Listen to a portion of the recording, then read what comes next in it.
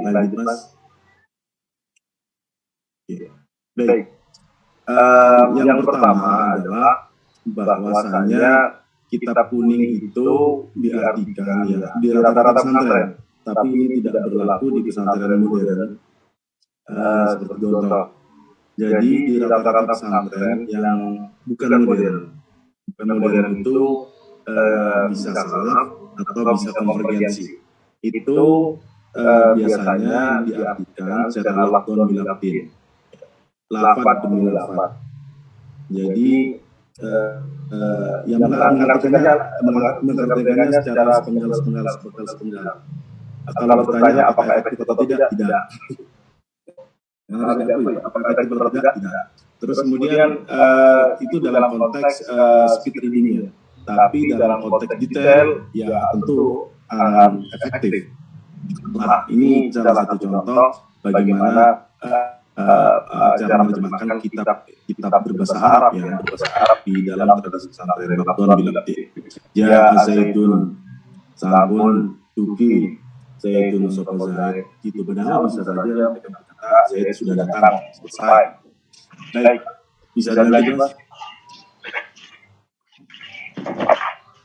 Oke. Yang selanjutnya penerjemahannya itu sangat mengetengahkan posisi dia dalam sistem gramatical Arab atau yang kita kenal dengan nahwu. Jadi dalam ilmu nahwu itu sudah jelas apa yang fi'il itu kemudian punya fa'il, misalnya punya maf'ul, ada na'at, man'ut, dan seterusnya, ada jar majrur, mudhof ilaih atau dhofa, dan ada isim makan, isim zaman, dan seterusnya. Jadi ini sangat ditekankan oleh teman-teman pesantren, teman pesantren. Dan kitab yang ada di depan kalian itu, Matan al-Ajrumiyah, itu adalah standar dasar yang diterapkan di semua pesantren di Indonesia. Standar dasar, jadi pesantrennya kira-kira agak dipertanyakan jika kitab ini tidak paham. Lalu setelah kitab al-Ajrumiyah ini ada MDT, setelah MDT ada Alfiyah Ibnu Malik, kemudian ada Ibnu Aqil, ada Jalalain Alfiyah, dan seterusnya. Tapi kitab ini saja cukup sebenarnya, mengerti kitab ini saja sudah cukup untuk membaca dan memahami kitab. Lanjut. Oke. Ini contohnya bagaimana mereka mengartikan. Misalnya kalau posisinya itu mubtada, biasanya kalau di Jawa itu diartikan utawi. Kalau khobar itu iku. Fa'il sopo, misalnya ja'a Zaidun. Sambung duki Zaidun sopo Zaid. Kalau mubtada khobar contohnya bagaimana? Contohnya adalah Zaidun qaimun. Zaidun utawi Zaid, qaimun iku ngadeg sopo Zaid. Ada yang membaca Zaidun utawi Zaid iku qaimun ngadeg sopo Zaid. Itu. Kalau bahasa Sunda yaitu ada ari, ada eta, ada saha untuk fa'il. Kalau bahasa Indonesia misalnya beberapa pesantren itu pakai bahasa Indonesia. Cuman saya pribadi tidak merekomendasikan pakai bahasa Indonesia karena nanti tercampur dengan dengan terjemahan ketika kita menerjemahkan dalam bahasa Indonesia jadinya kacau balau. Ya, terutama dalam konteks terjemahan profesional. Misalnya untuk berkata Zaidun qaimun kan sebenarnya kalau penerjemahan profesional Zaid sudah datang kan selesai. Tapi kalau terpengaruh oleh sistem ini, ya bisa jadi dia akan menerjemahkan ada bun Zaid, ada Zarbun Zaid adalah datang Zaid. Atau sudah datang Zaid, intinya tidak terlalu efektif. Tapi memang ada sebagian pesantren yang memilih bahasa Indonesia. Ada juga selain bahasa Indonesia, bahasa Jawa dan bahasa Sunda, ada juga yang pakai bahasa Madura. Kalau bahasa Maduranya mubtada itu apa? Pakai kode apa? Biasanya pakai kalau Jawa utawi, kalau Madura itu misalnya pakai dinding. Zaidun qaimun, dinding Zaid, qaimun panikah mancing bahasa Zaid. Itulah keunikan khas ala pesantren. Jadi itu bisa dilihat ya. Kalau misalnya dorok, misalnya dorok jamaah, dorok makan, misalnya seperti apa itu bisa jadi sini. Termasuk misalnya untuk maf'ul, misalnya maf'ul misalnya. seterusnya. Oke, lanjut. Ini contoh-contohnya teman, secara praktikum. Ini terus cara menerjemahkannya mereka itu seperti apa? Cara menerjemahkan mereka itu dengan menggunakan tulisan Arab Jawi atau yang kita kenal sebagai pegon. Oke. Arab Jawi atau yang kita kenal sebagai pegon. Itu contohnya. Tapi perlu diketahui teman-teman, kalian tidak akan pernah mendapatkan terjemahan asli Chantry tulisannya serapi ini. Ya, karena ini Utawi ditulis Utawi, tidak. Di sana tidak, Utawi itu tidak ditulis Utawi, ada kode-kodenya. Karena kalau seperti ini enggak. Ini adalah contoh terjemahan yang boleh kita. Bisa lanjut?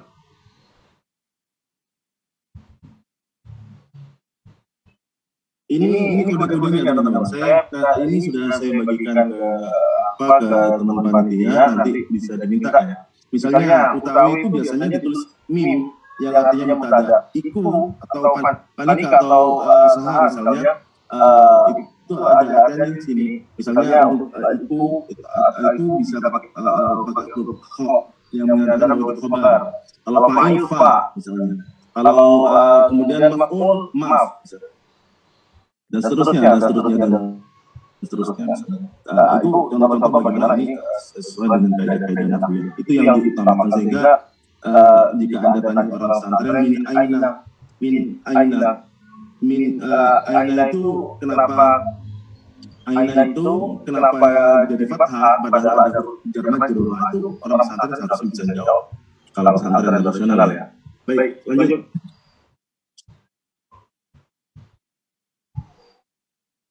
Oke, saya kira itu teman-teman secara sekilas dari saya. Secara sekilas dari saya, nanti kita bisa berdiskusi terkait. Terima kasih. اسمحوا تقديم الكلمات سماحة الدكتور سيف الأمام كعميد كلية الأدب والعلوم الإنسانية، وسماحة الدكتور ترسيتا سوبرنو كرئيسة القسم، يعني قسم الترجمة في هذه الكلية، وسماحة الدكتور أولي الأبصار كنائب رئيس القسم، وأيضا المتحدثين الكرام الدكتور إحسان كامل السهري، أهلا وسهلا بحضوركم، والأستاذة ربيع بن علي الماجستير، والحاضرين والحاضرات، يعني ممكن أيها الطالبات والطلاب في قسم الترجمة خاصة، وأيها الحاضرون والمشاركون والمشاركات المحترمون. يعني أولا في الواقع هذا الموضوع وهذا المادة يعني مادة من فصلي أنا في القسم، يعني هناك المادة ترجمة النصوص العربية التراثية أو النصوص العربية القديمة، ولكن أنا أفكر الطلاب يحتاجون المعلومات والعلوم الجديدة، نعم الجديدة من المتحدثين، نعم خارج كلية الأدب والعلوم الإنسانية. إذن الحمد لله اليوم بإذن الله وبفضل رئيسة القسم الدكتورة ترسيتا سوبرنو نحن نستطيع أن نقوم هذه الندوة العلمية المباركة إن شاء الله. أولا ممكن أنا ماذا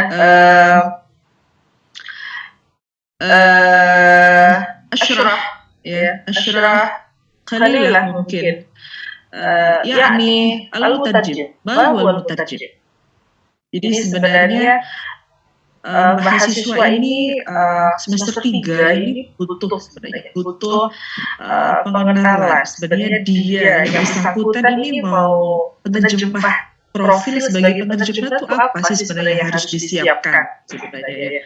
Al-mutarjim huwa syakhsun yaqumu bi tarjamati muhtawa an-nass bil lughah ila al-ukhra. Jadi penerjemah itu adalah seseorang yang menerjemahkan konten teks dari satu bahasa dengan ke bahasa yang lain, dari bahasa sumber ke bahasa sasaran. Dalam konteks ini, yakni bahasa sumbernya adalah al-lughah Arabiyah dan bahasa sasarannya adalah al-lughah Indonesia. Dalam konteks tema ini. Kemudian ini yang penting sebenarnya. Seorang penerjemah ilal mutarjim bihaja ilal muhafadzah ala al-ma'na al-maqsud fil jumlatin aidan. Jadi seorang penerjemah itu butuh harus menjaga makna meskipun dialih bahasakan, tapi penjagaan makna yang sesuai dengan yang dimaksud oleh pesan bahasa sumber itu harus tetap dijaga. Nah, ini tantangan bagi semua penerjemah saya kira. Gitu ya. Sedikit sebuah renungan sebenarnya untuk mahasiswa semua dan semua pegiat penerjemah yang baru yang masih menjajaki apa sih yang harus disiapkan oleh seorang penerjemah. Nah, ini mungkin tema dari saya ini agak brainstorming sedikit ya, muqaddimah al-madkhal ya. Jadi nanti ada Dr. Ihsan, kemudian ada Ustadz Rabi' Al-Ba'ali akan mengulas lebih dalam terkait pesantren dan bagaimana sih kiat-kiat apa saja karakteristik teks-teks klasik Arab yang perlu diperhatikan oleh seorang penerjemah teks klasik Arab dalam konteks ini. Nah, ini juga perlu direnungkan bahwa at-tarjamah itu sebenarnya ada dua ya secara global. Ada penerjemahan secara harfiah dan juga ada ma'nawiyah atau tafsir ya rubutannya. Nah, apa sih sebenarnya tarjamah? Tarjamah harfiah ini ya tarjamah perkata ya, harf ya. Jadi kamus ya dengan Anda mengalih bahasakan ada kamus misalkan qalam buat pena misalkan ya. Nah, itu harfiah. Nah, maknanya bagaimana konteks kata itu dalam sebuah wacana, dalam sebuah kalimat secara yang paling kecil dan yang paling besar lagi dalam wacana. Nah, ini tidak bisa seseorang menerjemahkan itu hanya harfiah saja. Tapi lebih dari itu yaitu adalah ma'nawiyah. Bahkan ada pendapat yang mengatakan bahwa mutarjim wal mufassir dalam konteks dia menafsirkan atau menerjemahkan satu wacana, satu wacana dalam sebuah paragraf atau satu artikel ya, satu wacana besar. Nah, ini perlu diperhatikan bahwa begitu banyak yang harus dipersiapkan oleh seorang penerjemah. Ya, karena itu tadi ya. Secara bahasa, nah ini juga perlu diperhatikan bahwa al-mutarjim itu translator ya, tulisan, tapi interpreter al-mufassir ya, al-mufassir itu interpreter lisan. Nah, ini juga perlu diperhatikan bahwa ketika seorang penerjemah itu diposisikan ya, meskipun memang penerjemahan itu adalah bagian dari penafsiran, nah tapi dalam konteks penerjemahan ma'nawiyah atau tafsiriyah, seorang penerjemah itu tidak mudah. Dia harus mempersiapkan semua. Dia harus tahu konteks. Dia harus tahu budaya. Dia harus tahu sejarah teks itu. Dia harus tahu ideologi yang menulis bahasa sumber tersebut. Jadi seorang penerjemah ini bisa ya dalam kalau menurut saya bisa dikutipkan ya seperti bagaimana tantangan sebagai seorang mufassir. Kalau mau yang lebih beratnya. Nah, terkait teks klasik, apa sih teks klasik itu ya? Nah, teks klasik itu sekitar, kalau teks klasik Arab itu sekitar abad ke-7 hingga 9. Bahkan Al-Quran itu ya, dalam beberapa artikel itu disebutkan salah satu teks klasik pertama ya, setelah masa kenabian ya. Jadi mulai teks klasik itu mulai abad ke-7 hingga 9. Jadi bagaimana seorang penerjemah itu tahu membabakan periodisasi teks klasik itu muncul, terutama teks klasik Arab ya dalam konteks ini. Nah, akan tetapi meski demikian ya, bahasa Arab klasik dan bahasa Arab modern itu sebenarnya sama-sama fasih ya, fushah, sama-sama fushah ya. Jadi tidak terlalu berbeda sebenarnya. Nah, perbedaannya mungkin ada dari sisi gaya bahasa, ya. Ada perkembangan yang dinamis. Ya. Nah, terkait morfologi dan sintaksis itu tidak. Ya, misalkan nahunya, bagaimana jumlah fi'il, jumlah ismiyah itu tidak begitu berubah. Nah, yang berubah lagi adalah tentang bahasa sehari-hari, ya, itu berubah dan sangat dramatis ya. Jadi karena budayanya berubah, dinamis, manusianya juga berubah, maka bahasa sehari-hari, kemudian gaya bahasa, kosakata dalam dari bahasa Arab klasik ke bahasa Arab modern itu berubah. Tapi dalam segi morfologi dan sintaksis tidak jauh berbeda. Ya. Makanya tetap sama-sama bisa dibilang fushah. Nah, ini sedikit ya. Nah ini ya. Jadi bagaimana sih seseorang penerjemah teks Arab klasik itu ketika dihadapkan pada sebuah teks Al-Quran misalkan, apa yang harus dimiliki ya? Minimal ya secara konten ya dia harus tahu tentang ilmu tafsir ya, kemudian ada ulumul Quran, al-ulum al-Quran aidan muhimmah jiddan.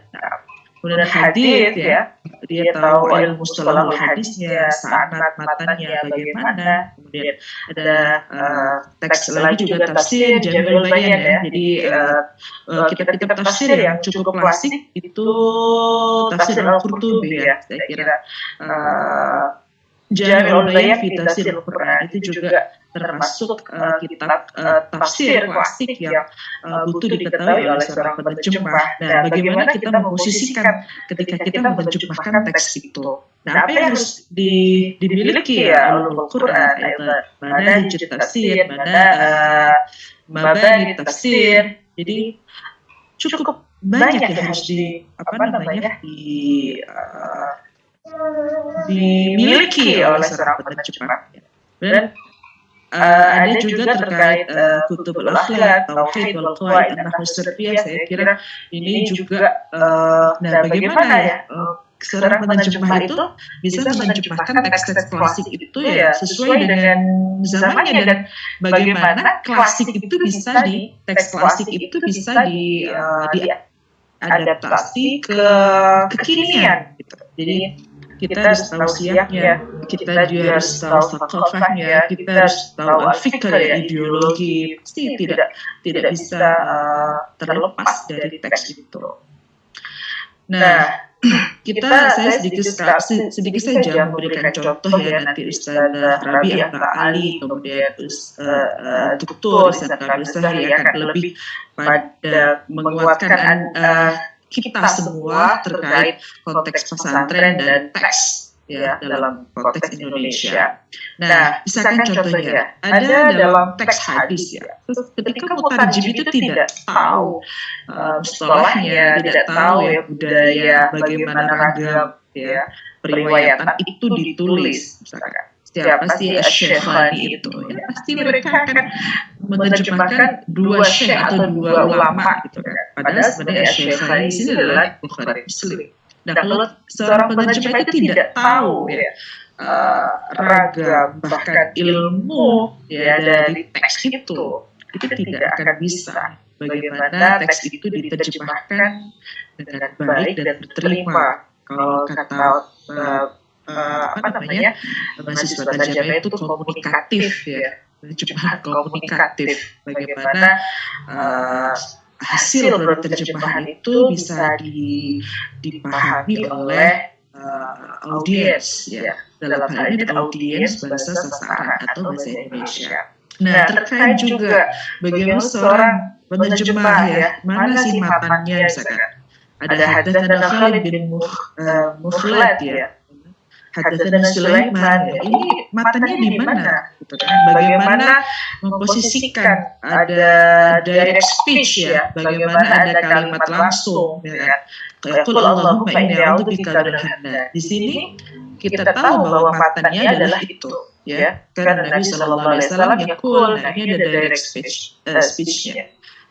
Nah, ketika seorang penerjemah, ya, tidak tahu, ya, misalkan cara membaca hadis, ya, sebelum haddatsana itu ada qala gitu kan, bahkan cara membaca di awal itu tidak bisa hanya langsung haddatsana, tapi juga ada wabihi ilaihi qal, misalkan dalam konteks teks hadis sebagai teks klasik. Nah, ini juga masalah, ya, bagaimana keruntutan seorang penerjemah itu meruntutkan sanad, ya, dari Nabi misalkan ini kan, sahabat, ya, Anas bin Malik, ya, kemudian ada Amr bin Abi Amr, ya, itu sampai urutan sampai ke bawah. Nah, ketika seorang penerjemah tidak tahu tentang paradigma, ya, periwayatan, ya, apalagi silotnya, ketika haddatsana itu ternyata memang dimungkinkan bertemu gitu dibanding dengan an misalkan, ya. Kalau di sini, nah itu akan berbeda.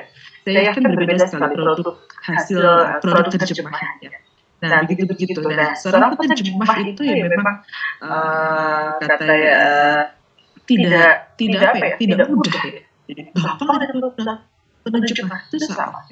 Penerjemah itu tadi. Jadi ini adalah motivasi untuk kita semua, terutama untuk mahasiswa prodi terjemah, ya, untuk menyiapkan betul apa yang harus disiapkan sebagai seorang penerjemah dalam konteks penerjemah Arab Indonesia, ya, dalam konteks teks-teks klasik keagamaan, gitu kan. Tidak hanya novel juga, ya, novel juga butuh. Kita tahu budaya novel itu dibuat siapa yang menulis, gitu kan. Itu juga butuh kita ketahui. Nah, ya, al-akhir mungkin jadi apa sih, ya, yang harus disiapkan, ya, sesuai dengan topik kita kali ini. Sebenarnya seorang penerjemah itu harus menguasai bahasa Arab baik lisan maupun tulisan. Ada persentasenya, 95% reseptif dan 85% produktif. Reseptif artinya kita bisa membaca, ya, memahami teks. Nah, kalau produktif kita bisa ngomong, berbicara, ya, kalam, gitu kan.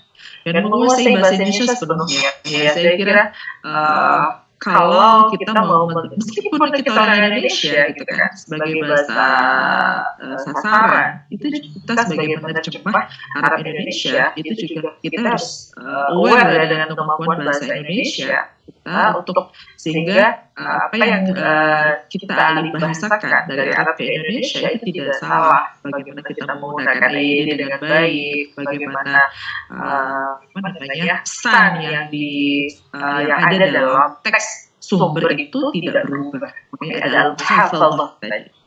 Menguasai bidang ilmu pengetahuan dan konsep dasar penerjemahan. Saya kira teori penerjemahan di semester 2, ya, itu sudah melotot dengan Saiful Kamal mungkin, ya. Ada beberapa dosen juga. Nah, ini saya kira ini butuh jangan dihilangkan, dipegang terus konsep dan teori penerjemahan itu. Nah, kemudian mengetahui latar belakang sosial budaya Arab sebagai bahasa sumber, ya, harus tahu di budaya Arab itu bagaimana, ya. Memahami periodisasi sejarah bahasa Klasida, periodisasi. Ini kira-kira tafsir yang lama banget. Yang pertama itu apa, ya? Diikuti. Kemudian ada misalkan dari mana, gitu kan. Kita harus tahu tahunnya, ya. Kita harus melek tahun teks itu, ya. Teks itu ada tahun berapa. Itu harus seorang penerjemah harus kritis, ya. Tapi segitu. Bagaimana seorang penerjemah itu bisa memposisikan bahasa yang akan digunakan, ya, atau memposisikan alih bahasa itu, ya, sesuai dengan konteks dulu dan dimutakhirkan kini gitu. Memiliki keluasan kebahasaan sehingga bisa beradaptasi dengan kasus bahaya. Luas bahasanya harus luas. Caranya ya itu tadi ya, apa namanya, kita harus ya menguasai betul tadi bahasa sumber dan bahasa sasaran ya. Dan memiliki keluasan budaya, culture ya, bagaimana gitu kan, mengadaptasi dua budaya itu kemudian sehingga tidak berubah ya. Muhafadzah ada semacam penjagaan gitu, sehingga apa yang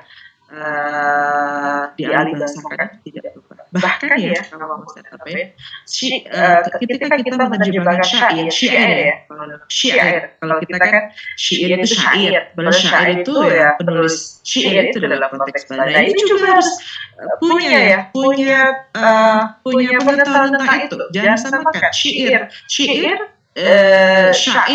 dalam bahasa Arab, syair ya orang yang membuat syair, yang punya syair. Nah, tapi kalau bahasa Indonesia syairnya kan bentuknya ya, produk teksnya. Bahkan syair itu jangan sampai kita menghilangkan keindahannya. Nah, caranya kita harus mencari diksi-diksi bahasa sasaran bahasa Indonesia. Kan ada kita memilih diksi yang akhirnya sama misalkan ya, atau memilih diksi yang secara fonetik fonologi ya, artikulasinya ya di akhirnya itu sama, serasi dan paralel. Nah, itu butuh keahlian khusus. Caranya ya memang penguasaan bahasa Indonesia yang baik, bahkan perbendaharaan kata ya itu rajin itu ada banyak.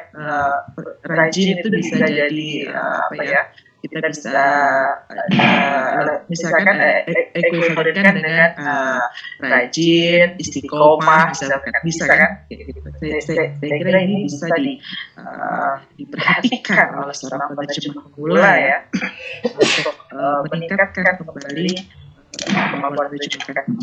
Hada ini mungkin syukran ala ihtimamikum jami'an. Assalamualaikum warahmatullahi wabarakatuh. سيدنا محمد وعلى آله الطيبين الطاهرين وصحبه المنتجبين ومن تبعهم بإحسان إلى يوم الدين. رب اشرح لي صدري ويسر لي أمري واحلل عقدة من لساني يفقهوا قولي. ربنا علمنا وانفعنا بما علمتنا وزدنا علما. السلام عليكم ورحمة الله تعالى وبركاته. السلام ورحمة الله وبركاته. ببدء أود أن أتقدم بالشكر الجزيل لكلية الترجمة، وأخص بالذكر مدير الكلية الأستاذ الدكتور سيف الأمم، والدكتورة دار ستة، والدكتور الشاب الأخ إحسان. وأخص بالشكر أوجب شكر خاص للأستاذة الدكتورة موعدة النساء على الدعوة وعلى هذه الاستضافة الطيبة. أنا سأحاول أن أستعمل قليلا اللغة الأندونيسية، وأنا في الحقيقة وأنا أستمع تعلمت إفادات جيدة من المحاضرات التي استمعت إليها، من كلمة الدكتورة موعظة، وكذلك من الدكتور إحسان. أنا في الحقيقة كنت أتصور أنني بدأت أتعلم اللغة الأندونيسية وبدأت أحسن إلى حد ما الأندونيسية، ولكن عندما أستمع إلى اللغات التي ذكرها الأخ إحسان في الحقيقة أنا أحس بالعجز. يعني اللغة الأندونيسية أيضا ليست سهلة أبدا. اللغة الأندونيسية أيضا ليست سهلة في الحقيقة. أنا أظن العكس، يعني أن اللغة العربية أسهل. على كل طبعا أنا أريد أن أبدأ من آخر نقطة ربما تفضلت بها الأستاذة موعظة النساء. في هذه العجالة أولا أريد أن أسأل كم لدي من الوقت؟ كم إلى كم الآن؟ إلى تقريبا 3 دقائق. نعم 30 دقيقة حسنا. جيد. إذن بالنسبة لعالم الترجمة، عالم الترجمة عالم عجيب وعالم مميز. يقال أن لكل علم أولا لكل علم يوجد بؤرة تخصص ودائرة اهتمام. bagi setiap ilmu, أنا أعتذر إذا كانت اللغة الإنجليزية ليست جيدة، أعتذر مسبقا. bagi setiap ilmu atau setiap ilmu mempunyai titik takhasus, titik khusus, dan mempunyai juga كيف نقول دائرة اهتمام، يعني lingkaran atau bidang yang terkait dengan titik tersebut. يعني عندما نقول أن مثلا التفسير يهتم بتفسير النص، بإعطاء المقصود من النص، هذا الهدف، هذه التتك. لكن أيضا يجب أن يكون عنده دائرة يهتم بأمور عديدة، يهتم بالنحو والصرف، يهتم بالبلاغة، يهتم بالحديث، يهتم بالتاريخ، يهتم بعلوم كثيرة، فهذه دائرة اهتمام. وأنا أجد أن الترجمة هي contohnya sangat lebih bisa digunakan atau disebut sebagai contoh yang ideal untuk makalah ini. أحيانا kita mungkin mikir bahwa ilmu yang sangat susah adalah ilmu penafsiran. Tapi saya sendiri أعتقد أن الترجمة عمل صعب جدا وعمل مهم جدا وعمل مقدس أيضا. Dari seorang penerjemah bisa kita dapat arti yang benar atau arti yang tidak, bisa mengarahkan dan menghidayahkan, bisa mesesatkan. هذا إمام المترجم ليس إنسانا عاديا، لكن هناك مقولة تنسب للإيطاليين. Ada sebuah maqalah yang dinisbatkan kepada orang Italia, فيقولون الترجمة خيانة للنص. الترجمة خيانة للنص. ربما نتعجب كيف تكون الترجمة خيانة للنص؟ هو في الحقيقة يقصدون يعني الجانب الجمالي، الجانب لا أدري الترجمة صحيحة ولا استاتيكية، الجانب الفني، يعني هل الترجمة تساوي النص الأصلي؟ أكيد لا. كل ترجمة ليست هي النص الأصلي. Jadi mungkin selalu kita kalau mau lihat hubungan antara teks yang sudah diterjemah dengan teks asli pasti ada jarak. Tapi mungkin terjemah yang terbaik adalah terjemah yang hampir menjadi teks yang asli. Walaupun bukan. Pasti di setiap bahasa begitu. Kalau bukan begitu pasti kita akan tidak ada variasi-variasi dalam macam-macam bahasa. Ada syai' tabi'i في اللغة. إذا كيف يمكن أن يكون المترجم، أنا لا أجيب على هذا السؤال لكن أريد أن أجعله مقدمة، كيف يكون هذا المترجم كيف يكون أمينا menjaga amanah النص ini؟ في الحقيقة حتى يكون قبل أن نجيب يعني عن هذا السؤال ما هي الترجمة؟ أصلا ما هي الترجمة؟ أنا أتصور في جملة بسيطة جدا الترجمة adalah cermin, مرآة تعكس النص، تعطيك صورة عن النص كما هو بلا زيادة ولا نقص، وهذا ليس سهلا. قبل أن طبعا نعرف كيف ما هي الخصائص لهذه النصوص، طبعا طلبت الأستاذ الفاضل مني أن أبحث موضوع تنوع النصوص القديمة أو الكلاسيكية في الأدب وفي التراث العربي، وما هي الخصائص اللغوية لهذه النصوص. حتى نبحث هذه النقطة أنا أستأذن بمشاركة الملف، سأزين شير الملف إذا أمكن. نعم. Nah, co-host itu sudah jadi co-host. نعم شكرا لكم. جيد خلاص إذا نبدأ النص من أمامنا. إذا نحاول تناول هذه النصوص في الحقيقة يجب أن نعرف أولا خصائص اللغة العربية بشكل عام. إذا خصائص اللغة العربية بشكل عام ما هي؟ أولاً طبعاً خصائص صوتية، خصائص صرفية، خصائص نحوية، خصائص بلاغية، خصائص في المعاني والتراكيب، في الأساليب. إذا هناك خصائص كثيرة، أنا أختصر بقدر المستطاع. ما الذي يجعل اللغة العربية لغة تستحق أن تكون لغة القرآن؟ وبالمناسبة أنا لا أتحدث باعتبار أنني عربية، أنا أتحدث باعتبار باحث أكاديمي، لأن العربية أنا لا أعتقد بأن العربية هي لغة العرب، بل هي لغة العالم، هي ميراث adalah warisan bagi manusia, salah satu warisan هذه اللغة. إذن من خصائص اللغة العربية عندما نلاحظ dari sisi فونيتيك الجانب الصوتي أن الحروف موزعة على طول السلم الصوتي إلى الميم والفاء، يعني موزع بهذا الطول في كل السلم، وكل مخرج يعطيك حرفا مختلف. فإذا أول ما يجب أن ننتبه إليه هي هذه المخارج الصحيحة.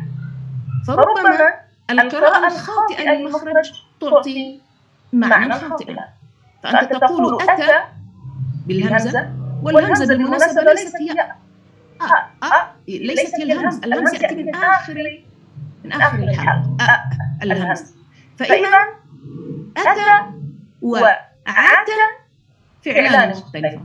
أتى يعني داتان، عتى يعني زالم أو من زالمين. طاب نقول جلسة طيبة، هذه الجلسة طيبة جيدة. ونقول تاب من التوبة. وذل هنا وزل. فإذا الحروف مهمة جدا. هذا الجانب الصوتي باختصار فقط مثال لكل نموذج. بالجانب الصرفي أيضا لماذا نحن الطلبة يهتمون harus belajar wazan saraf, ini merepotkan dengan pelajaran wazan saraf? Itu bukan sesuatu yang tanpa manfaat, ya pasti ada manfaatnya. Semakin nahnu fil Arabiyyah naqul, semakin al-mabna atau struktur sebuah kata atau kalimat bertambah, maka artinya pasti bertambah juga. Indama naqulu ghalaqa yani tutup pintu misalnya. Kalau ghalaqa jadi beberapa kunci misalnya yani syiddah. Wa ghallaqatil abwab wa qalat haytala. إذن هذا يساعد على فهم القرآن وفهم النصوص الدينية كثيرا. عندما نقول استمع الفعل مجرد واستمع المزيد. استمع يعني دخول الصوت. أنا أسمع أصوات كثيرة tapi saya tidak fokus di suara-suara yang sedang mendengar ya.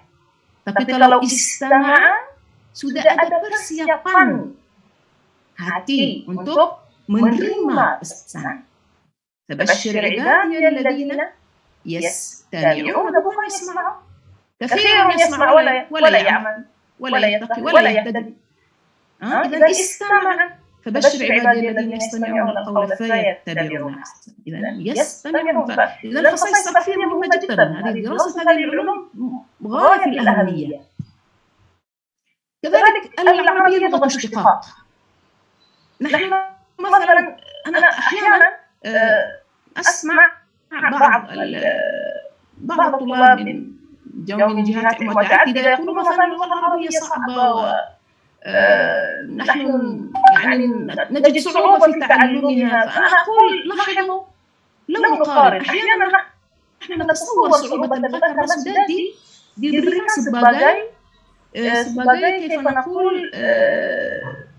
informasi yang sudah kita terima sebelum mulai coba, sebelum dapat informasi yang cukup supaya kita bisa memberikan nilai bahwa bahasa Arab ini apakah memang benar-benar sangat susah atau tidak. Saya tidak bilang juga mudah. Ya, لكن ليست بهذه الصعوبة التي نتصور.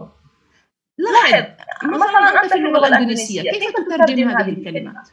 تقول كتب menulis, kitabun buku, maktabun meja guru, ya meja guru desk ya, maktabatun perpustakaan. Sudah berapa kata? 4, ya 4. Sama juga di bahasa yang lain, mau bahasa Inggris, mau bahasa Prancis, ya. Jadi sama juga setiap kata mempunyai kata khusus dengan huruf yang berbeda. Lakin عندما ننظر إلى العربية يكفي cukup kita memahami akarnya. Jadi sudah seperti pohon dari sudah memberikan satu keluarga yang besar, tapi akhirnya pasti ada hubungan dengan akarnya. Kataba, katibun, penulis, kitabun, buku, maktabun, maktabatun, fahadi khalas. Dan juga ada kaidahnya, kalau untuk tempat bagaimana wazannya, untuk كيف نقول pelakunya bagaimana wazannya. إذا هناك قواعد دقيقة. فإذا أنا لا أحفظ 5 كلمات أو 4 كلمات، لكن أحفظ كلمة واحدة. أحفظ كلمة واحدة. فهذا أسهل. Dan ini juga memberikan kesempatan atau membantu bahasa Arab ini bisa lebih selalu berkembang terus dan كيف نقول al-ma'ani juga memberikan atau membantu untuk bisa memahami arti-artinya. Juga kalau misalnya ada kosakata baru dari misalnya di bidang teknologi atau lainnya bisa digunakan juga di bahasa Arab karena akan كيف نقول disesuaikan dengan kaidah istiqaq dan kaidah wazan-wazan. فإذا اللغة tetap terjaga ya strukturnya. كذلك من خصائص اللغة العربية التراكيب والأساليب أنا أختصر بقدر المستطاع. kita juga يعني هذا المترجم ونقل النص يجب أن ينتبه bagaimana tidak cukup kita hafal kosakata, juga bagaimana menggunakan kosakata dalam konteks sangat penting, juga bagaimana setiap kata misalnya apakah yakni tunasib harus disesuaikan dengan huruf yang mana maupun fi'il atau ism. Naqulu masalan raghiba, saya hafal kata kerja raghiba, suka. Tetapi kalau kita melihat kaifa nasta'milu raghiba, itu sesuai hurufnya. Saat kita menggunakan atau jika kita menggunakan raghiba dengan fi atau dengan a, artinya berbeda. Raghiba fi yang sangat suka. Wa raghiba an sangat menolak. Nahnu fi Al-Quran ya raghibun anta an alihati ya Ibrahim di cerita Nabi Ibrahim alaihissalam. فإذا استعمال هذه العلاقة بين كل فعل الناس يتناسب مع أي حرف فهذه مهمة. كذلك نجد مثلا لاحظ فلاقتحم العقبة وما أدرك إذا اقتحم فلاقتحم استعمال الكلمات استعمال دقيق sangat akurat juga dari sisi menggunakan kosakata. Jadi al-aqabah sendiri adalah jalan yang menuju al-jabal ya, gunung atau jabal tawil. فهذا الاقتحام yang di hadis ayat يقول yang menuju atau menurut al-mu'minin hatta yunfiqu min amwalihim wa fakku raqabah wa hadhihi يعني حقيقة صعود إلى الجبل يعني seperti كيف نقول يصعد درجات الإيمان كمان فهذه العقبة مناسبة جدا في هذا المقام. لاقتحم لا يعني tidak لكن اقتحم فهذا الأسلوب ينبغي أن يفهم هذا يدرس في الأساليب. dan هذه من خصائص اللغة القاموس اللغوي حدث ولا حرج كما يقال يعني واسع جدا وعميق. يعني عندما نقول أحيانا يوجد ترادف بعض العلماء tidak terima istilah sinonim atau kata. Misalnya kita kalau mau melihat, mau menafsirkan, mau terjemah, saya sudah cari tadi terjemah Indonesia dari beberapa terjemahan dari beberapa sumber, ternyata itu kata misalnya mahmasah dan masghabah yang kedua-duanya terkait dengan kelaparan, ternyata sudah diterjemah dengan kata yang sama. Ya, yang saya sesuai penelitian saya sendiri, ya. Jadi, tapi sebetulnya ada perbedaan yang sangat beda, yang sangat jauh. فنحن عندما نقول مثلا terkait dengan tingkat kelaparan itu ada kosakata sesuai tingkat kelaparan, bukan hanya kelaparan di banyak bidang-bidang seperti itu. Talabah al-afadhil bisa rujuk ke يرجعون إلى كتاب مثلا إلى كتاب فقه اللغة للثعلبي. كتاب جميل فيه غني, sangat kaya dengan kosakata yang seperti ini ya. Jadi untuk misalnya tidur ada tingkat tidurnya, untuk misalnya makanan dan selain. Awal maratib, tingkat yang pertama saat kita merasa ingin makan adalah namanya al-ju', lapar. Tingkat yang lebih tinggi as-saghar, kemudian al-ghadab, kemudian al-thaw, kemudian al-makhmasah. Makhmasah sudah digunakan di ayat. Kemudian ad-daram. Daram yani kayak كيف نقول النار تشتعل. Kemudian as-su'al lebih tinggi lebih. إذا هنا عندما تقول الآية ذلك بأنهم لا يصيبهم ظمأ ولا نصب ولا مخمصة في سبيل الله ولا يطؤون موطئا يغيظ الكفار ولا إلى آخره, ini semuanya akan disebut sebagai amal saleh. Jadi ini makhmasah ini fi sabilillah bukan kelaparan yang biasa. Ini sampai perut sudah lagi كيف نقول يعني منطبقة, يعني شعور شديد جدا بالجوع. هذا يحسب في سبيل الله. bukan hanya minta makan ya udah jadi لا, إذا هناك درجة. كذلك إطعام في يوم ذي مسغبة, di hari yang كيف نقول مثل قصة النبي يوسف عليه السلام 7 tahun yang tidak يعني الجوع والمجاعة, نسميها المجاعة, يعني لا يوجد طعام في كل مكان إذا صحت حتى أسهل المعنى. إذا الترجمة المعاني أو الألفاظ دقيقة. الألفاظ المستعملة في النصوص القديمة ألفاظ دقيقة جدا, وهي أدق من الألفاظ في النصوص الحديثة.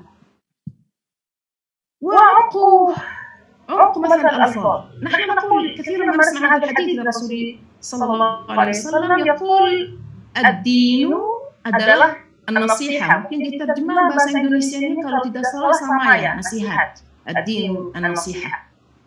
Yani an-nasihah ماذا نفهم منها؟ نحن نفهم يعني memberikan pengarahan يعني dari sisi lisan ya, secara lisan gitu. Lakin لو نتعمق جميل لو أن المترجم يعطي هذا الترجمة ولكن يقول انتبه, hati-hati, ini ada an-nasihah. Ini bisa artinya apa? Penjahitan atau penjahit ya, al-nasih wal khayyat, penjahit. Yani لاحظ كيف النصيحة يعني menutupi aib orang lain, memberikan pengarahan dengan halus. لاحظ الخياطة أنعم النصاحة إذا نصح الثوب يعني menjahit baju. نصح الثوب نصاحة لانفعال yaitu al-hay'ah, يعني خياطahnya rapi, ya, penjahitannya itu rapi. فلاحظ استعمال اللفظ مع المعنى كيف يكون جميل لو ينقل هذا المعنى بهذا الشكل. الآن نذهب إلى مباشرة إلى تنوع النصوص وأحاول أن أسرع قليلا. بالنسبة للنصوص طبعا نحن لدينا banyak nas ya. Kita kalau mau memberikan atau bicara tentang ragam teks-teks klasik, maka harus menjelaskan dulu dari berdasar apa. إذا أولا من حيث الشكل dari sisi bentuknya, bentuk tulisannya ya. Ini secara umum kita ada الشعر يا والأستاذة موعظة ذكرت نكتة وملاحظة جيدة في هذا الموضوع الشعر والشاعر وكذلك لدينا النثر yang bukan tidak ada wazannya yaitu an-nathr. Di bahasa modern sekarang sudah ada juga al-syi'r an-nathri, yani qasidah mirip antara nathr dan syair itu. Ini yang model yang baru. Jadi إذا هذا من حيث الشكل. من حيث الأجناس jenis teks القديم klasik itu banyak. Kita ada al-qasidah, ada al-qissah, cerita yang beda dari roman ya, yang cerita yang lebih terbatas. Ada al-risalah, al-maqamah. Nanti ada contoh dari maqamah kalau waktunya cukup. Al-maqal artikel. Al-maqamah itu sebuah cerita tapi lebih menuju keindahan balaghahnya ya, lebih menuju menggunakan as-sajaa dan lain-lain. Al-amthal wal hikam, kadang-kadang di teks yang kita mau terjemah ada amthal, kalau kita tidak paham bahwa mathal itu menuju apa, maksudnya apa, terjemahannya pasti akan salah. Al-hikam juga hikmah, kata Mutiara إذا terjemah صحيحة. الطرائف cerita-cerita jokes ya, مثل كتاب الجاحظ لديه قصص عن البخلاء الكتب القديمة. لدينا نقد كريتيك juga الكتابات العلمية terkait dengan كيف نقول bidang ilmu yang teknologi dan lainnya gitu. Dan juga ada artnya juga atau كيف نقول seni, yaitu مثل الرسم، موسيقى، الألغاز إلى غير ذلك. من حيث الأغراض juga kita ada teks yang menuju al-wa'd, nasihat. Ada teks yang menuju memuliakan orang lain, al-madih, memuliakan diri sendiri, al-fakhr, ar-rifa', menyebutkan syiar atau ya terkait dengan seorang yang telah meninggal, jadi memuji orang yang telah meninggal, atau al-wasf, deskripsi. Ada al-ghazal ya حول العشق والحب والهجاء، وإذا كثيرة جدا. فإذا نحن يجب أن نحدد أي نص. بالنسبة لنا الخصائص اللغوية هو أهم عنصر هنا. ما هي karakteristik dari sisi bahasa ya, linguistiknya? Kalau terkait dengan bahasa sastra, النصوص الأدبية. نذهب إلى كتب الجاحظ، كتب مثلا قصائد المتنبي، الفراس الحمداني، نذهب إلى يعني كثير من الكتب المعلقات في العصر الجاهلي مثلا. نجد أن هذه تنتمي dari termasuk النصوص الأدبية sastra, teks sastra. Teks sastra adalah teks yang bahasanya tertinggi, menggunakan kosakata yang sangat mendalami arti, يستعملون imajinasi الخيال، يستعملون البلاغة، يستعملون الصور الشعرية الجميلة. Sebagai contoh, walaupun contohnya tidak terlalu tinggi, tapi di tengah-tengah dari sisi al-khayal, ini al-syair sudah ada terjemahannya di ikhwat talabah. Syair al-Ma'arri, Abu al-Ala al-Ma'arri, هذا syair yang sangat كيف نقول tidak optimis ya, يعني ليس متفائل. يقول وحظي من الدنيا مثل الغبار كغبار، يعني أنا ليس لي حظ، لكن tidak mau memberikan informasi sederhana begini, saya tidak mempunyai, tidak ada keberuntungannya. لا يقول يصف هذا tidak mempunyai atau tidak ada keberuntungan ini في بيت شعر جميل. حظي من الدنيا كغبار فوق شوك نثروا الأنبار ثم قالوا لحفاة يوم ريح اجمعوا. لاحظ التصوير كيف يكون تصوير بالخيال، تصوير جميل. هذه خصائص النصوص الأدبية، نصوص جميلة، لغتها عالية، لغتها sangat tinggi. Juga النصوص القديمة khususnya الشعر ya, maksudnya الشعر القديم menggunakan muqaddimah. Jadi kita misalnya kalau membaca sebuah syair, seperti misalnya Al-Burda, kita menuju karena teks yang mungkin mau dibahas lebih atau tujuan lebih ke teks dini yang digunakan al-akthar fi pesantren مثلا فالنصوص يعني أكثر النصوص الإسلامية يعني بعد مجيء الإسلام. فمثلا قصيدة البردة yang sangat terkenal للبوصيري memulai dengan al-ghazal, yakni bicara tentang al-hub wal-ishq, tapi di sini bukan maksudnya orang syair ini pasti sudah naqul bil Indonesia jatuh cinta ya. Laisa بالضرورة. Ini bukan pasti, belum pasti begitu. Ini karena digunakan sebagai tradisi di teksnya. Lebih karena menarik pendengar. Kemudian yadhab ila setelah muqaddimah ini yadhab membahas كيف الموضوع tema asli. Qasidatul Burda terkait dengan memuji Rasul Akram sallallahu alaihi wasallam. فإذا هنا لكن يبدأ بالغزل، يقول بعد الصلاة هنا يقول فما sedih dan selalu sering nangis gitu. فيقول لكن في بعدها setelah beberapa bait, saya sudah cuma berikan beberapa contoh saja ya. Beberapa bait yang terkait dengan ghazal ini kemudian langsung masuk ke memuji Rasulullah. Bagaimana kita harus hati kita bergantung bukan dengan orang yang biasa, tapi dengan orang yang mulia.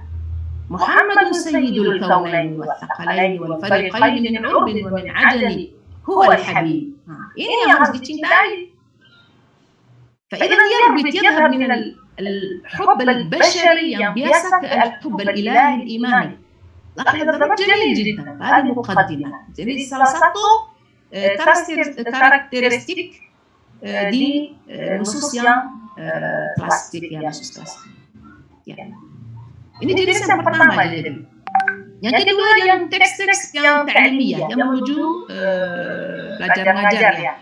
Banyak teks khususnya yang berbahasa syair ya. Syair misalnya Najid al-Alfiyah.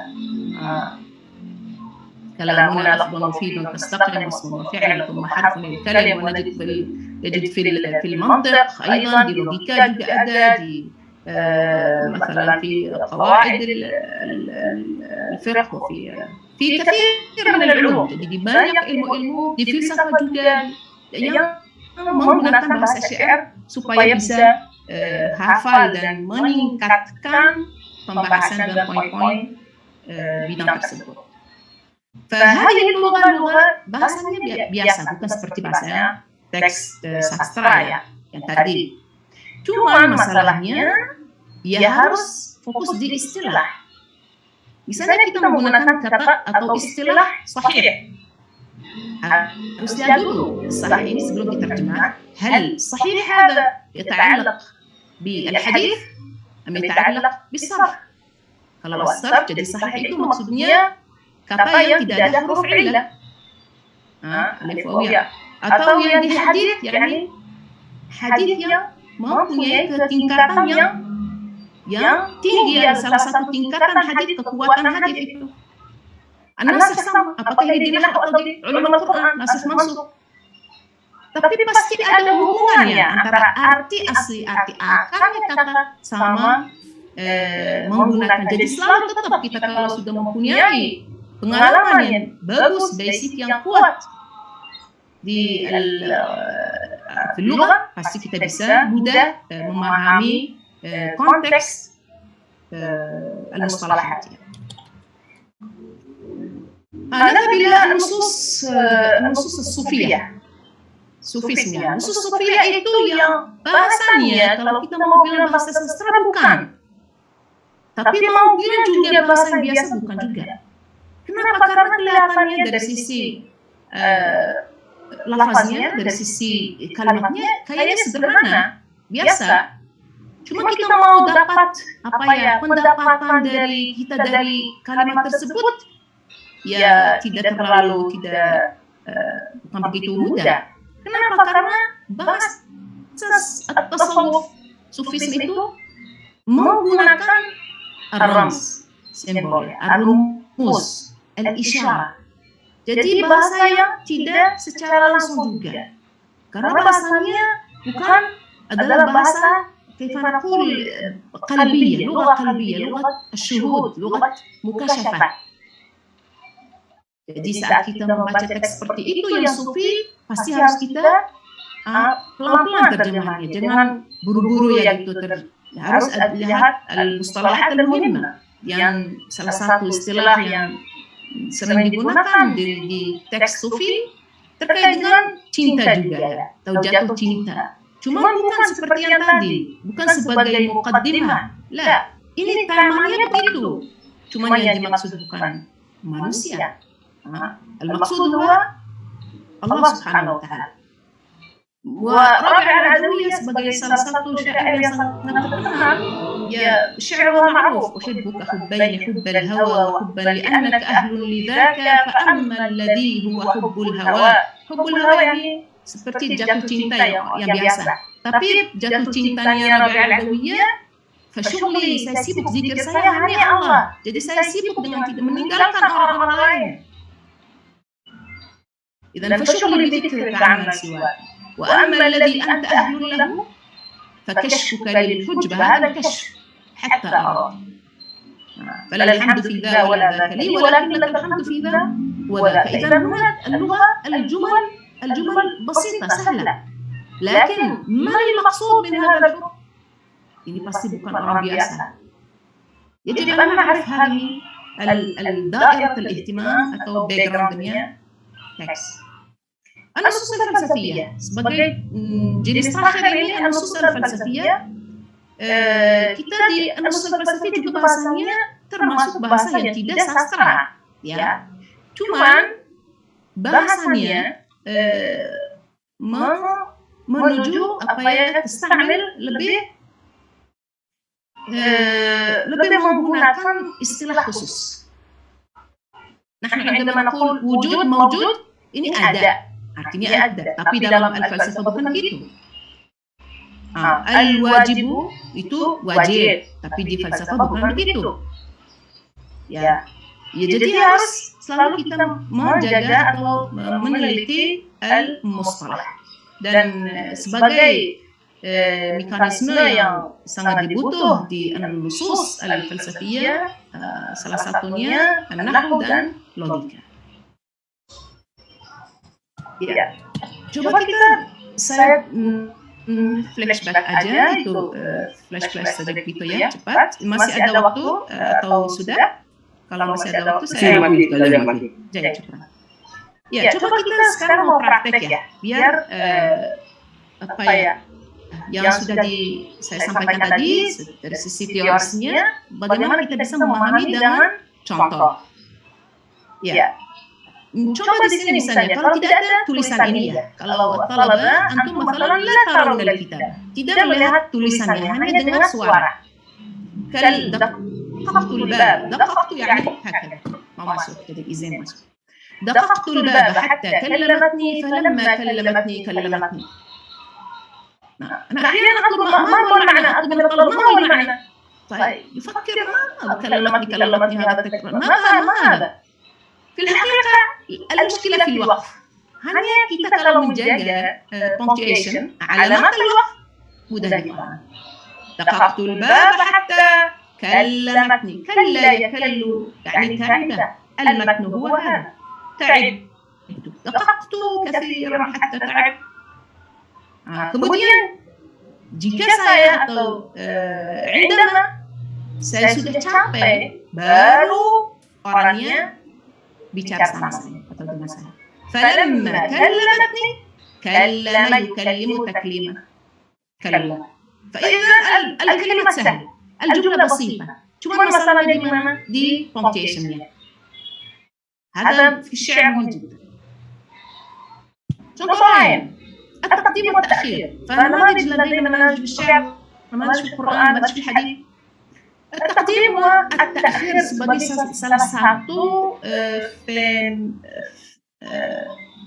ظاهرة fenomena ya, ظاهرة أدبية بلاغية. التقديم والتأخير ليس pasti ada tujuannya. عندما نقول في القرآن في سورة الحمد أعوذ بالله من الشيطان الرجيم بسم الله الرحمن الرحيم إياك نعبد وإياك نستعين.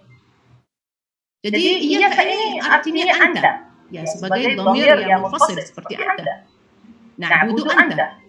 Tapi maf'ul bih kan di sini. Maf'ul bihnya seharusnya di setelah fa'il ya, dudukan aslinya ya. Tetapi di sini sudah dimajukan. Itu kalau saya bilang na'buduka, apakah artinya sama dengan iyyaka na'budu? Pasti tidak. Jadi at-taqdim wa ta'khir itu pasti ada efeknya. Karena di sini membatasi yang ma'budnya hanya Allah. Jadi menolak selainnya Allah. Ada usul al-qasr. Al-qasr juga bisa dengan innamal masihu Isa bin Maryam rasulullah. Kalau kita tidak menjaga fungsinya innama ini pasti terjemahnya akan tidak terlalu tidak akurat. Al-Masih Isa bin Maryam adalah Rasulullah. Bukan yang dimaksud bukan hanya ini, tapi Al-Masih bin Maryam bisa ila ghairihi. فإذا هذه ننتبه إلى التقديم والتأخير في ترتيب الجملة. يعني عندما نعرف بأن التركيب الأصلي فعل فاعل مفعول, kemudian kita lihat ada perubahan, kita harus bertanya kenapa. كذلك في التقديم والتأخير وهذه الأبيات لعلها معروفة للإمام الشافعي رحمه الله. إذا كان terkait dengan silaturahmi, إذا كان ذو القربى لديك مبعدا, kalau menjauhkan orang yang qarib silaturahim, ونال الذي يهوى لديك بعيد. لاحظ هنا بعيد يعني نال بعيد ما يهوى, orang yang كيف نقول yang jauh dari hati, jauh dari كيف نقول dari pemikiran kita gitu, ternyata dapat apa yang dia كيف نقول mencari atau suka gitu, sukai ya. Tetapi padahal orang yang silaturahmi, orang yang akar, orang yang ahli ini sudah dijauhkan. Ini al-muhim asyahid atau contohnya di bait terakhir ya, wa asbahta bainal hamdi wadh-dhammi waqifan. Alhamd wa dham sebagai kata lawan digunakan di sini ya. Faya laita syi'ri ay kadzaka turid, hal turidu dham am turidu al-madh? Alhamd wal madh. Faya laita syi'ri ini termasuk satu kalimat yang terkenal, yang khusus, yang saya berharap menggantikan arti saya harap misalnya dapat pengetahuan terkait ini, dapat jawaban gitu. فإذا لا نترجمها مثل ما ذكرت الأستاذ في السابق بالترجمة الحرفية. نعم. كذلك ثقافة اللغة، ثقافة المجتمع، budaya. عندما تسمع تقول طويلة ما هو القرط يعني. القرط ما يستعمل للتزيين في الأذن، نسيت الترجمة، الأقراط، أنتين هكذا. هذه ما تستعمل في الأذن للتزيين. عندما نسمع نقول طويلة ما هو القرط، يعني antingnya panjang. Ini bukan maksudnya begitu. Maksudnya orang ini sangat tinggi, yani karena lehernya tinggi itu. Idan hunaka kinaya, bahasa secara tidak langsung. Ada na'rifu min budaya bahasa, budaya itu lingkungannya bahasa itu asli. Misalnya syair Al-Khansa ini seorang perempuan syairah. Saya tidak sengaja ya bahwa memberikan contoh-contoh dari syairat yang perempuan ya, cuman begitu saja contohnya. Ya, jadi di sini Al-Khansa yang termasuk syair mukhadramah, yakni di dua zaman jahiliyah dan zaman Islam. Ada syair jamil, تصف mendeskripsi akhuha yang bernama Sakhr yang setelah meninggal dan dia sangat sedih. Taqul rafi'ul imad. Al-imad itu digunakan untuk membangunkan khemah. Jadi khemahnya sangat tinggi. Tawilun nijad. As-sayf, sayf tawil, yani penutupannya as-sayf ya. Atau sarungnya as-sayf. Tawil. Kathirur ramadi abu. Idza masyata, saat musim hujannya, winternya, syita. Nah, yani makna hada. Ini bagaimana ini adalah madh, apakah ini memuji benar? Ini akhwas. Mana al-madh di tawilu, apa namanya, kathirur ramad abu di rumahnya banyak itu. Mana al-madh? Karena naqul rafi'ul imad, khaymannya sangat besar, tinggi, karena ini termasuk orang kedudukan yang punya kedudukan tinggi di lingkungannya, di masyarakatnya. Seperti misalnya kita sekarang gubernur. Tawilun nijad, orangnya selalu yani syuja', selalu ikut perang gitu, syuja'. Kathirur ramad karena banyak masakan. Jadi ini menyebabkan abu yang banyak juga. Artinya apa? Artinya orang ini karim, jawad, berinfak terus. Khususnya kalau musimnya dingin, musimnya sangat susah dapat misalnya makanan begitu. Falahid al-makna yakhtalif. Al-makna berubah secara total. Kalau kita sudah punya pengalaman terkait dengan al-thaqafah ya.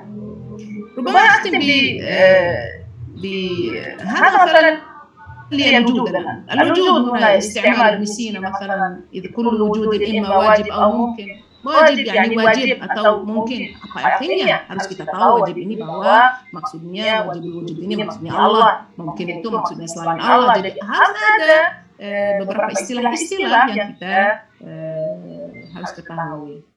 Kemudian juga misalnya contoh dari Nifari yang termasuk teks klasik itu Qarn Rabi' abad ke-4.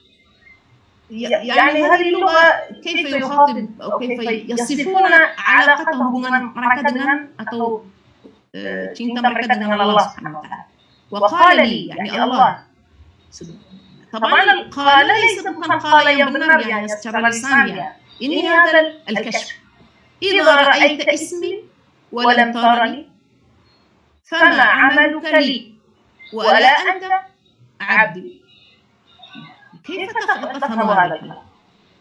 إذا رأيت اسمي, kalau kamu melihat isim saya, asma Allah husna, tapi tidak pernah melihat saya sendiri, maka amalan kamu akan tidak terkabul dan kamu tidak menjadi hamba saya. يعني تقول هذا الإنسان مؤمن أو كافر؟ يعني كثير من الناس في zaman ما, tapi ada sisi politiknya juga ya, yang memberikan nilai bahwa orang-orang seperti ini dan kalian seperti ini adalah kufur. فأنت المترجم يجب أن تكون أمينا أمانة. كيف تقول إذا المقصود هنا يعني kalau kita hanya meminta sesuatu, meminta ilmu dari al-alim, Bismillah, meminta rizq dari ar-raziq, Bismillah, meminta dijaga dari al-hafidh, Bismillah, dan terus menerus. Minta tidak masuk surga dari al-mani', misalnya. Ini semuanya apa? Jadi kita cuma sedang melihat satu sisi dari Allah Subhanahu wa taala, bukan Allah sendiri. Jadi ada tujuan, ada manfaat. Jadi kita mencintai Allah karena ada manfaat, bukan karena Allah. Nah, itu yang tadi yang Rabi' al-Adawiyah berkata, uhibbuka hubbain hubbal hawa fa hubban annaka ahlun lidzaka. Jadi karena tastahiq al-ibadah, saya ibadah pada Allah, bukan karena surganya dan menjauhkan saya dari nerakanya.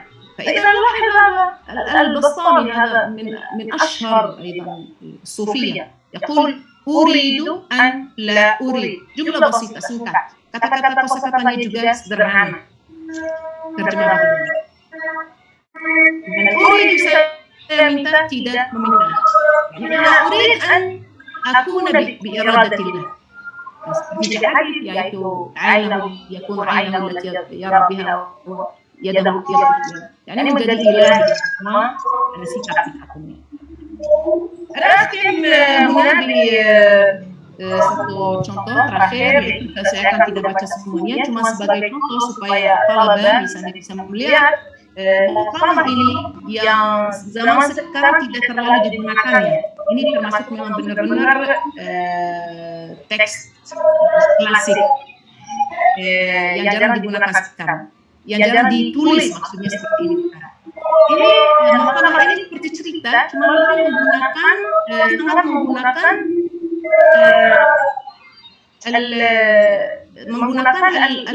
البلاغة يعني خاصة البيان والسجع yang musik di akhir setiap jumlah ya. Dan ada memberi gambaran dari apa, dari budaya masa tersebut ya. Misalnya di sini banyak orang yang arah-arah yang tidak benar ya. Ini dalam al-ibarat jamilah. Yaqulu qala ishtahaytu al-azan wa ana bi Baghdad. Azan itu semacam korma. Wa ana bi Baghdad wa laysa ma'i 'aqdun 'ala naqd. Tidak mempunyai duit. Fakharajtu antahizu mahal, saya cari di mana saya bisa dapat makanan atau gratis. Hatta ahallani tarf di tempat yang namanya tarf suq. Fa idza ana bisawadiyya yasuqu bil jahdi himar. Jadi ada gambarnya sangat indah ya. Ada seorang yang kaifa naqul insan basit, sederhana, tidak misalnya raya ربما بين قوسين نقول bodoh هكذا فيذهب هذا يأتي بالحمار dan dia mempunyai duitnya sudah diikat-ikat yutarraf bil'uqad izar. Jadi ini ceritanya sangat lucu dan menarik. Semakin kita belajar, semakin membaca, semakin kita mau lanjut ceritanya. Hal ini salah satu karakteristik yang khusus al-maqam. Jadi uslubnya menarik, menggunakan gambar, khususnya saja begitu. Dan ceritanya lucu-lucu. أنا أكتفي بهذا dan الترجمة في الأخير هي مرآة للنص. الترجمة tafsir betul dari sisi memberikan arti yang bukan huruf seperti yang Ustazah Muhammad bisa sampaikan tadi.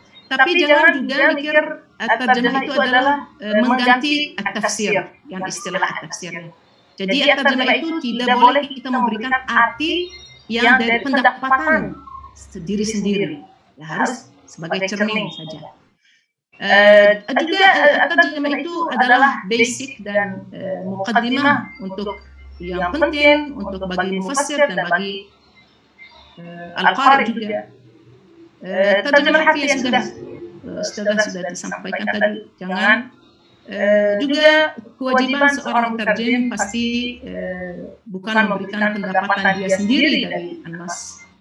Dan akhirnya yang saya pernah lihat ada beberapa ayat yang mungkin saya lihat ada di tafsir, di terjemahnya memberikan tafsir.